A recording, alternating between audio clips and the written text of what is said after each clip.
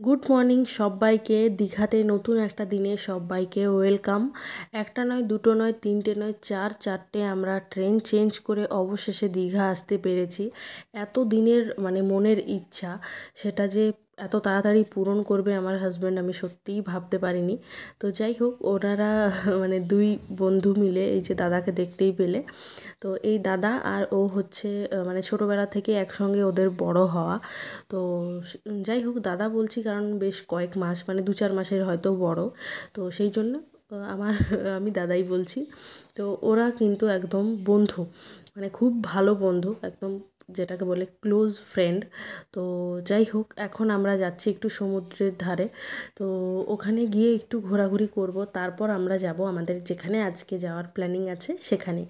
তো এই যে দিদি আর আমি আগে আগে যাচ্ছি, আর দাদা আগে যাচ্ছে, দাদার পিছন পিছন আমরা দুজন, তারপর আর ক্যামেরাম্যান তো আমাদের পিছনে আসছে। কাকে ক্যামেরাম্যান বললাম বুঝতেই পেরেছো। তো চারটে চারটে ট্রেন চেঞ্জ করে আসাটা সত্যি আমাদের মুখের কথা ছিল না। আমরা নিজেরাও জানতাম না যে আমাদের এইভাবে যেতে হবে। তো যাই হোক, সিচুয়েশান সব কিছুই, আমরা ডাইরেক্ট একটা ট্রেন পাইনি, তো সেটা তো কিছু করার নেই। তো যাই হোক, পুরুলিয়া থেকে মেদিনীপুর, মেদিনীপুর থেকে এসছি আমরা খড়গপুর, খড়গপুর থেকে পাঁশকুড়া, পাঁশকুড়ার থেকে আমরা এসছি দীঘাতে। তো যাই হোক, এখন আমরা কোথায় যাচ্ছি সেটাও জানতে পারবে।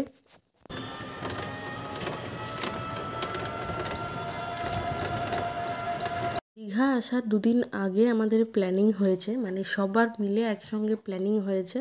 আমি তো প্রায়ই বলতাম যে চলো দীঘা যাবে, চলো দীঘা নিয়ে চলো, ঘুরতে নিয়ে চলো। তো ঘোরাঘুরি, খাওয়া দাওয়া দুটো আমি মানে সত্যি কথাই অনেক পছন্দ করি। তো যাই হোক, আমি কবে থেকেই বলতাম যে চলো, নিয়ে চলো, নিয়ে চলো, নিয়ে চলো। তো ও বলতো হ্যাঁ নিয়ে যাব, তো একটু অপেক্ষা করো, সুযোগ এলে ঠিক যাব। তো সেই সুযোগ সুযোগ যে কবে আসবে সেটা ভেবে ভেবে আমার কিন্তু আমি নিজেই অস্থির হয়ে যেতাম। তো যাই হোক, এখন আমাদের সুযোগ এসছে, আমরা যেতেও পেরেছি। এটা কিন্তু সত্যি নিজেদের কাছে নিজেদের অনেক বেশি পাওয়া।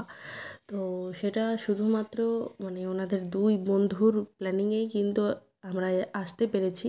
কারণ হয়তো আমরা যদি একা প্ল্যানিং করতাম, আমরা দুজন, তো আসতে পারতাম না। যখনই দুই বন্ধুর মধ্যে প্ল্যানিং হলো, তখনই কিন্তু আমাদের বেরোনোটা সম্ভব হলো। একা একা সব জায়গা যাওয়া যায় না, একটু সঙ্গী সাথী থাকলে একটু বেশি ভালো হয়। আর এখন আমরা কোথায় এসেছি সেটা তোমরা যারা যারা দীঘায় এসছো কি যারা না এসছো তারাও হয়তো জানতে পারো। তো যাই হোক, এখানে এসে আমরা একটু ঘোরাঘুরি করে কিন্তু খাবারটা খাবো। তো তার আগে আমরা দেখো এখানে একটু গেছিলাম, সমুদ্রের একটু ধার দিকেই গেছিলাম। তো তারপরে এখানে দেখতে পাচ্ছ ডান দিকে যে একটা দোকান মতো দেখা গেল, তো ওখানেই আমরা খাবার খাবো। এখানে পরপর 3-4টে দোকান আছে, তো সেখান থেকেই সবাই খাচ্ছে, আমরাও খাবো ওখান থেকেই। তো তারপর দেখো এই জায়গার মজা।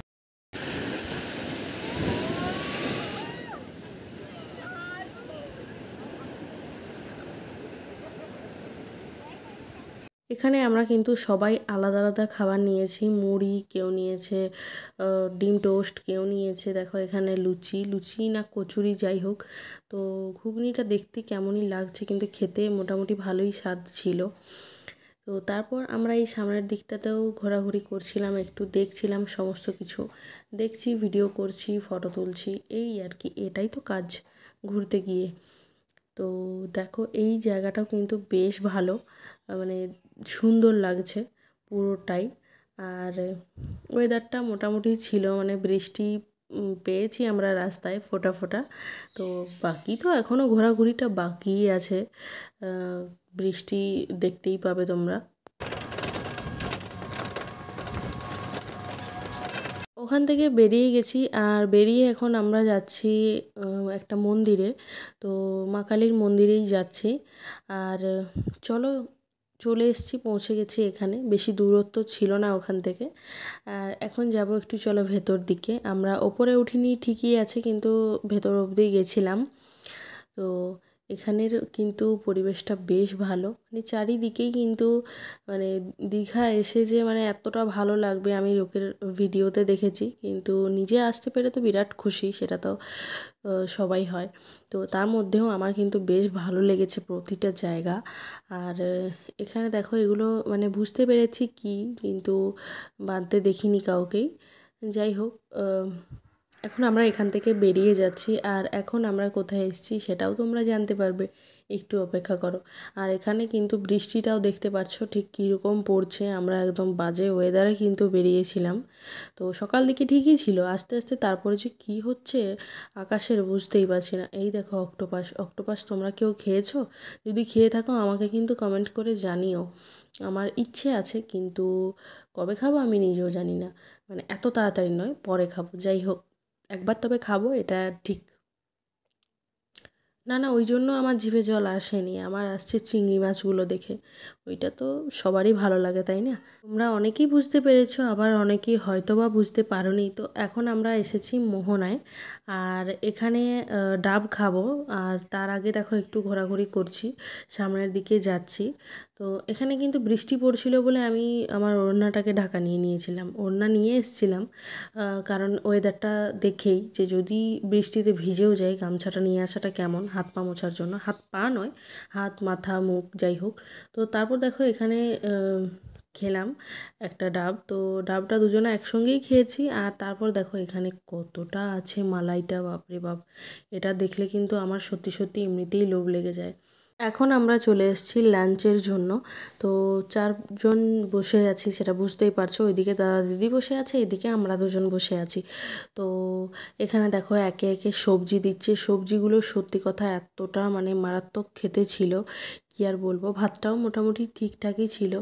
আর এখানে দেখো এগুলো তো বুঝতেই পারছো কতটা আমার কাছে মানে আমাকে টানছে ওই দিকে খাওয়ার জন্য। তো যাই হোক, তেলে ভাজা জিনিস আমি একটু খেতে পছন্দ করি, এটা ঠিক, সেটা আমাকে দেখলেই বোঝা যায়। তো ডালটাও মোটামুটি ভালোই ছিল, মানে সবজিগুলো সব কিছুই একদম দারুণ ছিল এখানের খাবার দাবার। তো আমি জানি না হোটেলটা তোমাদের দেখাতে পারবো কিনা যেখানে আমরা খাবারটা খেয়েছি, কিন্তু বলছি যে খাবার দাবার কিন্তু খুব ভালো। তো এখানে দেখো এখান থেকে দিদি নিয়েছিল পমফ্রেট মাছ, আর দাদা আর আমার উনি নিয়েছেন ইলিশ মাছ। আমাকে সব কিছুই নিতে বলেছিল, কিন্তু আমি জানি না যে আমি খেতে পারবো কি না। তো আগে যেহেতু খাইনি, তো সেখানে আমি বলেছিলাম যে খেতে পারবো কি না জানি না, তো দরকার নেই, তোমার থেকে একটু নিয়ে খাবো, যদি ভালো লাগে তখন আর 1 প্লেট আনিয়ে নেব। তো আমি কিন্তু চিকেন দিয়েই ভাত খেলাম, আর ওরা যে যা নিয়েছে সেই দিয়ে। শেষ পাতে নিয়েছিলাম দিদি, আমি আর দাদা মিষ্টি দই। আমার উনি কিন্তু মিষ্টি দই খান না। তো যাই হোক, আমাকে শুধুমাত্র প্যাকেটটাই খুলে দিচ্ছে। আজকের ব্লগটা এই পর্যন্তই।